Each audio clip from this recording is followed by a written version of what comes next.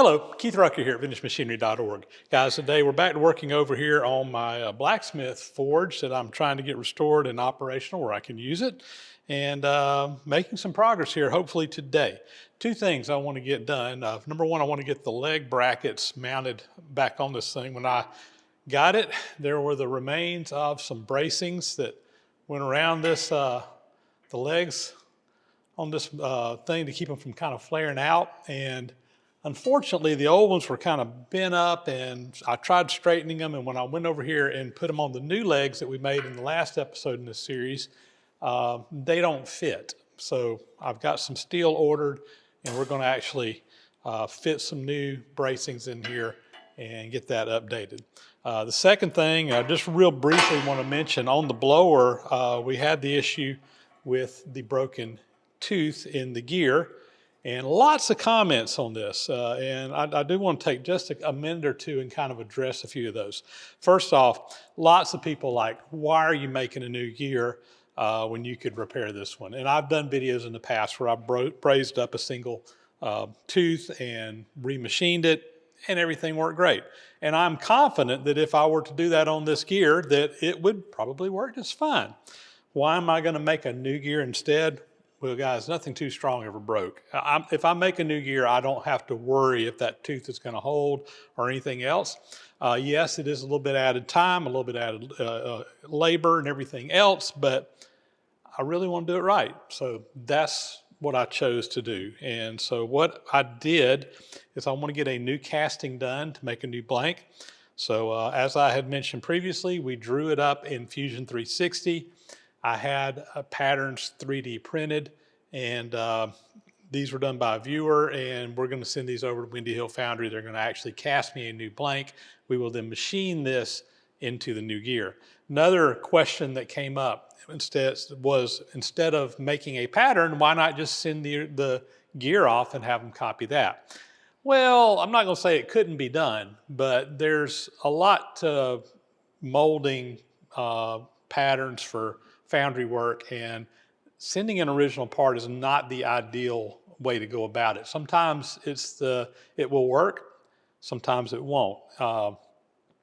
With pattern working and molding work and foundry work, one thing you have to deal with is shrink.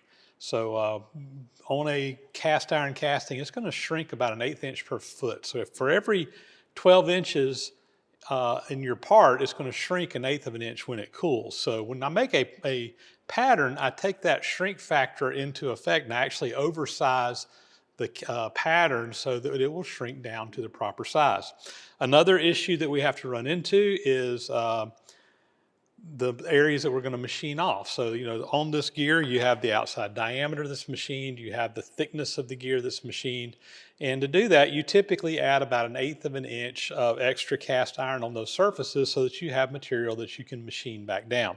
If I just sent it like it was, we would have to plug up all the teeth, we'd have to build up those surfaces. Could it be done? Yeah, it could be done, but honestly, I'm just going to spend as much work getting the original gear ready to be used as a pattern as if I just made a pattern. And the other big thing is that if you sent this off, he would have to cope it out to mold it. When you're molding, there's a top half of the pattern of the mold and the bottom half of the mold, a cope and a drag. And if you use an original pattern, typically it's going to be, your parting line is going to be right in the center of this. I can look in this and see the flashing in there where the pattern came together in the very middle.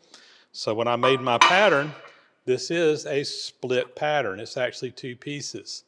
And you'll mold one half in the bottom half of the mold. You'll add the other part. You'll mold it in the other half. You'll take the two parts halves apart. You'll pull these out, put the mold back together, and where the void is where you'll fill in. And if you want to see that process, I encourage you to go over to Windy Hill Foundry's YouTube page. He does this every week. He's molding parts and pouring castings. You can see that process. So making the pattern, while maybe not 100% required, it is the right way to go about doing it. And I'm doing Clark, my foundry guy, a favor by sending him a pattern that's well designed that will actually come out of this hand real well. Another problem with using original parts is that you've got a texture on this where the sand casting is, And that doesn't tend to want to pull from the sand when you're molding it very well. It wants to grab in those areas. So again, you have to get in there and grind all that stuff down flush. With the pattern, it's nice and smooth. It doesn't grab the sand, hopefully it doesn't grab the sand, and actually pulls from the mold very well. So that's maybe answering some of your questions about that. I'm going to get this in the mail, and we will be making this gear in an upcoming episode. Let's get to doing our bracing over here. Before we get to making the bracing, I do got one other comment that I wanted to address, because I got this one a lot on this video too, and that was, why did I cut the pipe off square with the pipe instead of cutting it off flush with the floor, so that this would sit down flat on the floor?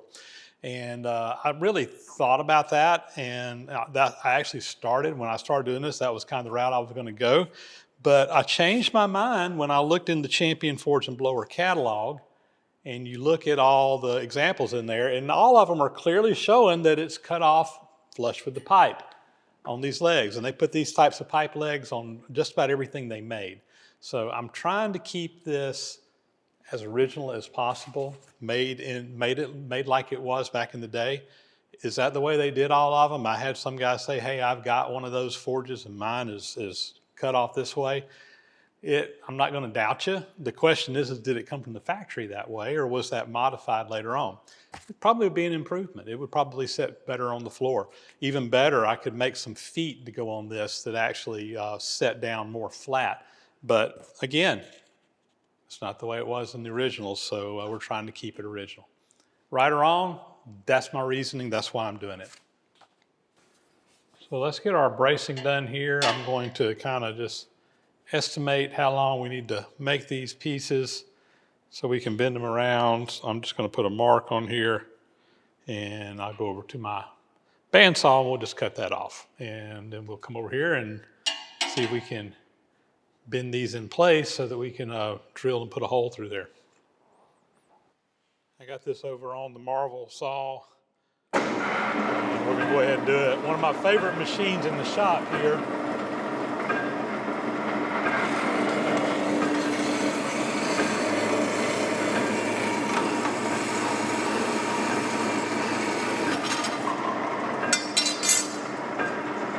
With our metal cut the length, we need to go ahead and just kind of bend these around so we can get our holes drilled. And ideally what I need is a blacksmith forge to heat this thing up to do that. But since this is my forge, we're going to use the torch. I'm just going to heat this end up, and I'll just take a hammer and just kind of hammer it around, and hopefully get it in position where we need to get it drilled. So we'll just use the torch.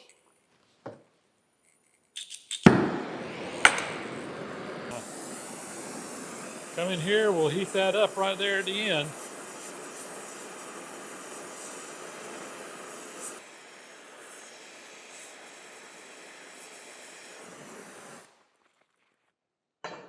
All right.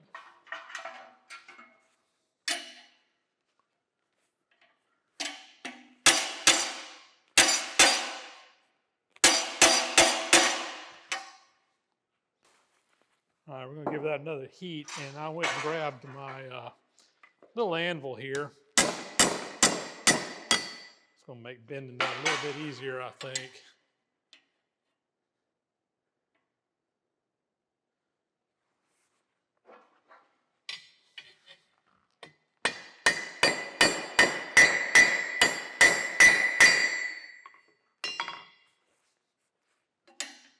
All right, I think that'll work. And you can do the other side over here as well. I'm going to kind of mark where I want my bend to start.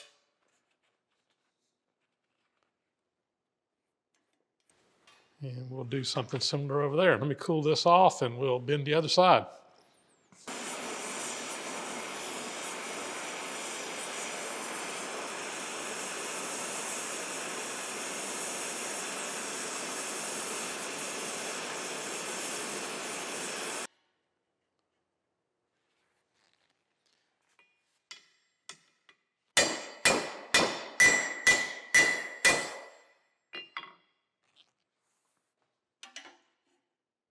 That looks pretty good.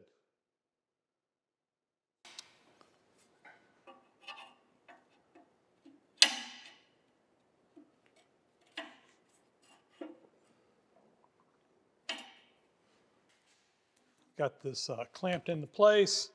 What I want to do is drill a hole through here. This is a 5/16 inch hole. Just kind of eyeballing it down the center of the piece of pipe. Have to get a center punch to get a dimple to start that drill on.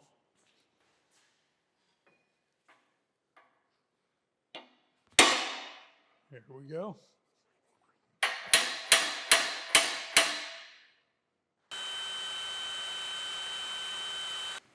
I got the first side on over here, and I'm gonna go ahead and get this side drilled, get the holes drilled, and then we'll work on getting the second pieces cut and everything lined up on those.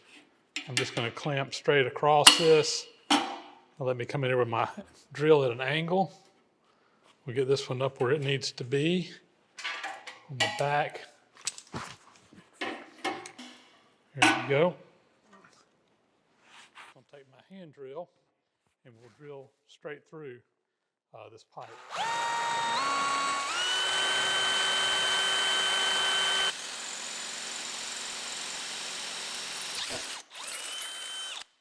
Okay. And I'm fastening these together with carriage bolts. And I'm just going to go ahead and snug it in there to hold it in position while I drill the other side over there. All right, we'll get the other side.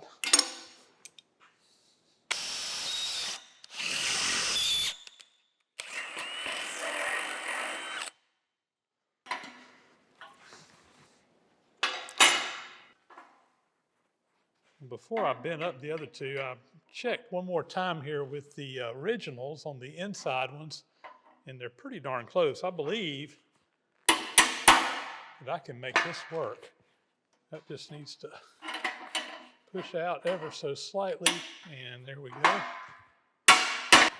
Yeah, I think that is going to work. I was able to do that on both sides over there, and that's going to save me the trouble of having to bend and drill those pieces. So the outside ones still are not right, the original ones, but I think we can utilize the inside ones and recycle those. So with the cross braces on here, it's going to prevent these legs from being able to flare out in either direction. And it'll also prevent them from twisting loose from the pipe threads down below. That was one concern some folks had mentioned in the comments previously, is what's going to keep these from turning out, or I need to put a stop collar up against these. These will prevent them from turning. Now, I do want to go ahead and paint this. Obviously, we got that lettering and stuff on that new pipe. I've just got some high heat paint. That's what I painted the rest of the forge with. This is Rust-Oleum ceramic coating. This is often used on engines and stuff. So it is a high heat paint. Hopefully will hold up to the temperatures this thing will get. And we're just gonna, it's a flat black. And we'll just go ahead and give it all a good paint coating to make it match the rest of the forge.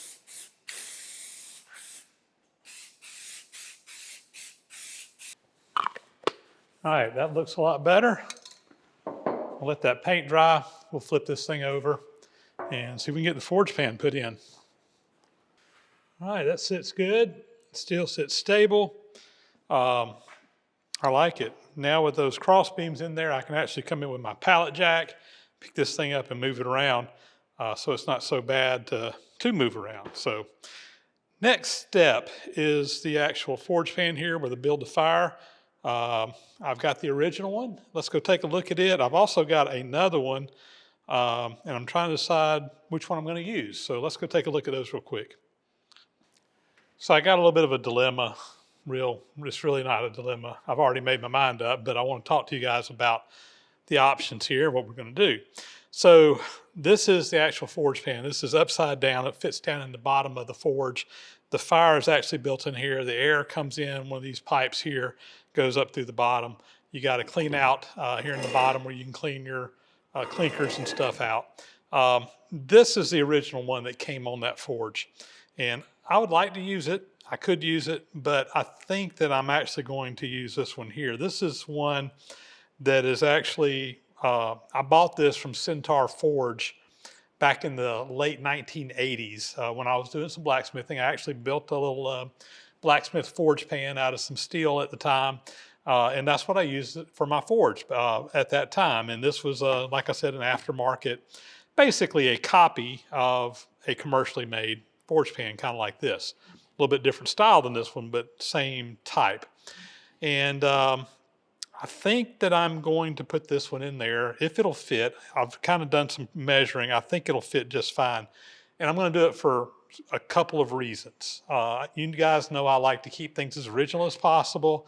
But in this case, at least for right now, I think I'm going to put this one in here. We may come back later on. I'm going to keep this one. I'm going to keep it as a spare. But I need to do some work to this one before I'm comfortable using it.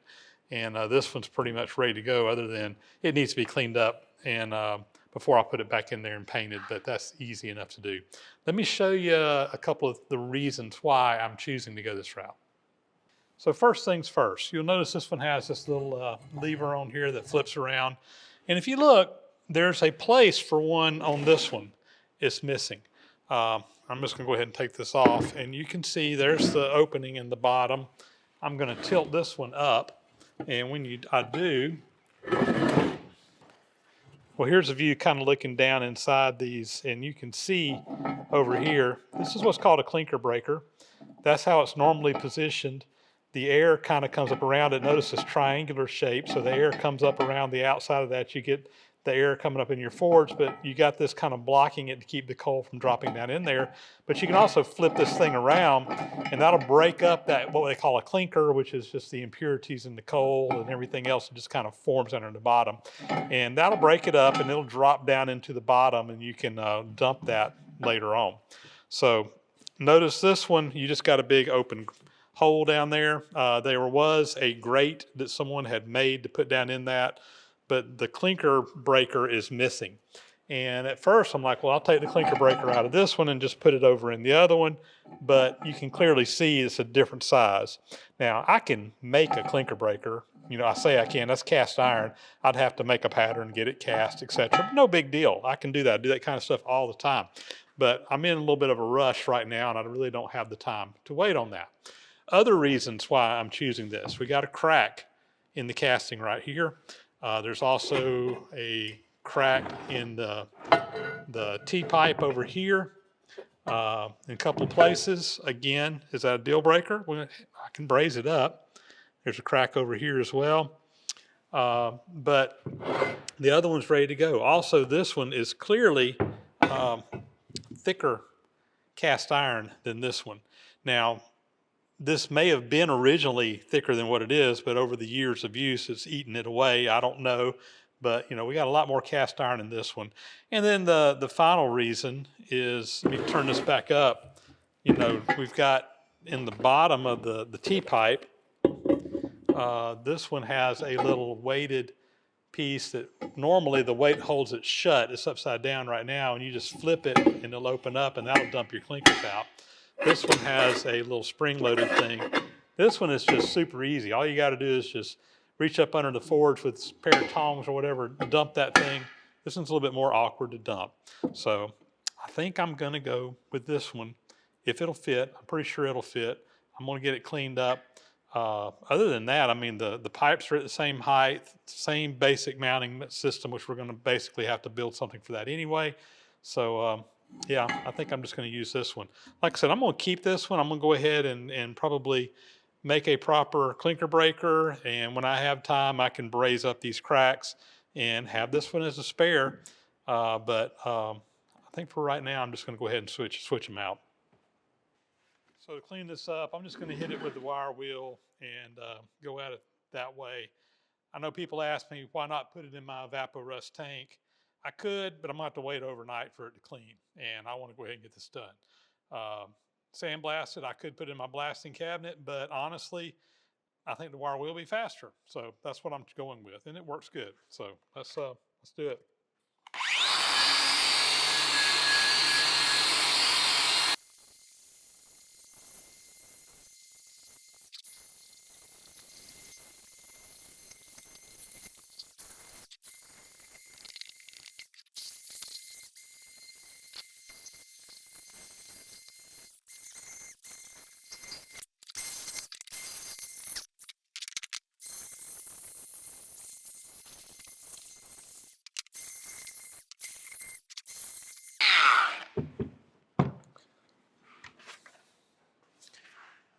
we made short work of that. That's pretty good. I'm not worried about down in there because as soon as I build a fire, it's going to all come out anyway. So the outside looks good. I'm going to go ahead and shoot that with a coat of paint, and we'll drop that in the forge. Got the fire pot all cleaned up, ready to go in here. Before I do, though, I want to go ahead and put this arm on. This bolts onto the bottom here. And when I was doing my test fit a while ago to make sure it would fit, I realized this was going to be in the way if we didn't go ahead and put it on. So let's do that. We're going to drop a screw down through there. I guess I ought to get it lined up here first.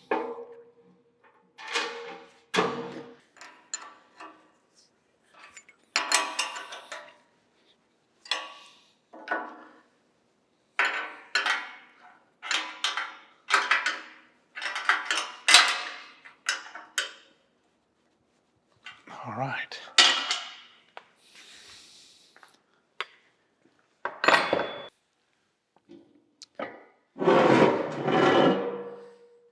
So I did go ahead and put some paint on this, although I didn't get right in there. I'm going to hit that before I drop it in there while I can get at this angle.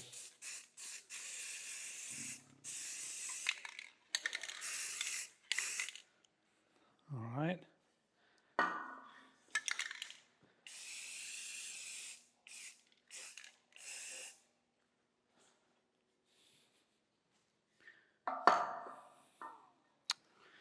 So this basically just drops down in this hole like such, and we have our fire pot in there.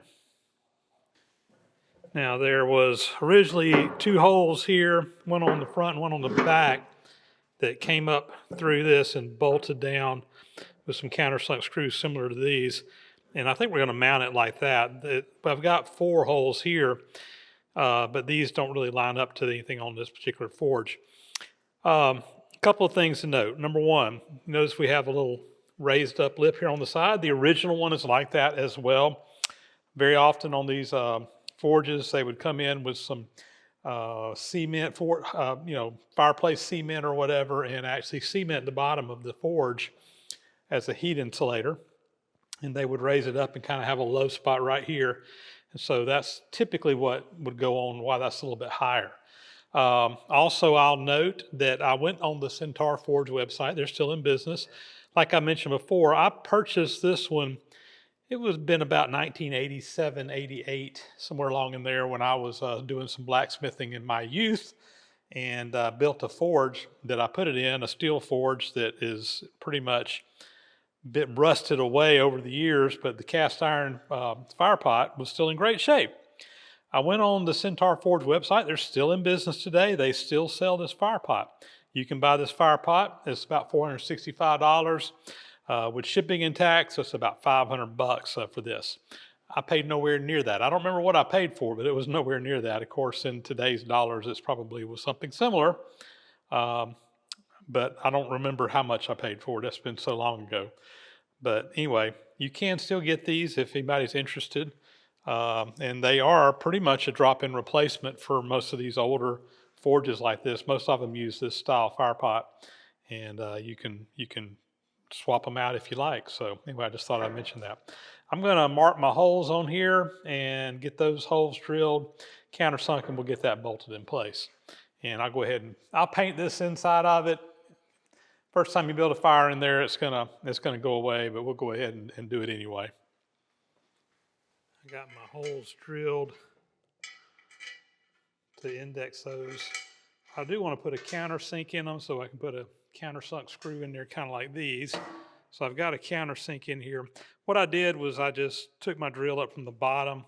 I spotted those holes and I took this out and flipped it over and drilled them on those holes so they lined up with the existing holes. This countersink tool will create the countersink. I do have one to see how deep I need to go, but it's not long enough.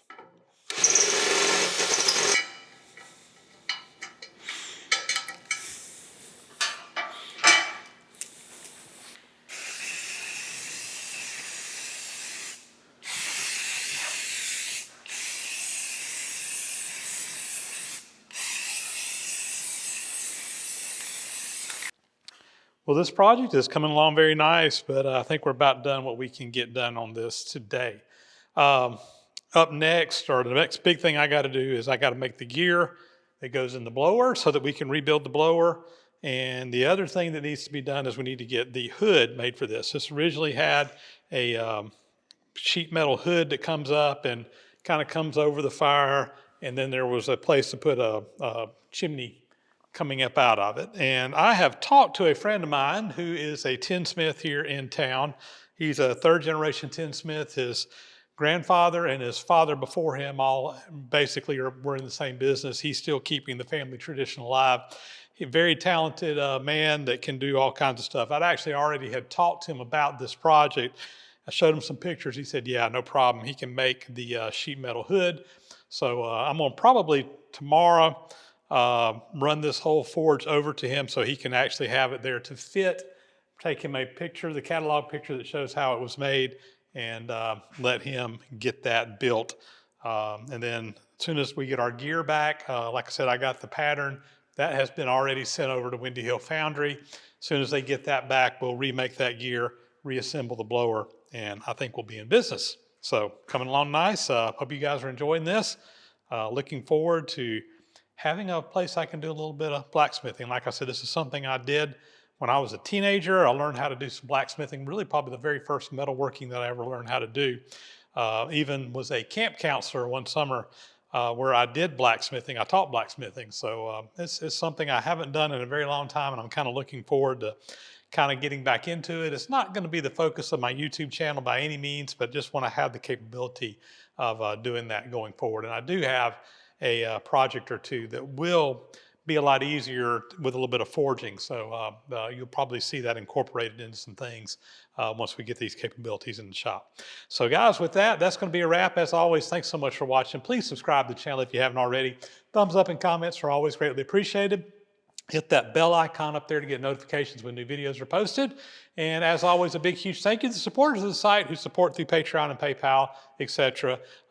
Really enables us to be able to take the time to make these YouTube videos and share them with you guys. So with that, we'll sign off. We'll catch you on the next video again.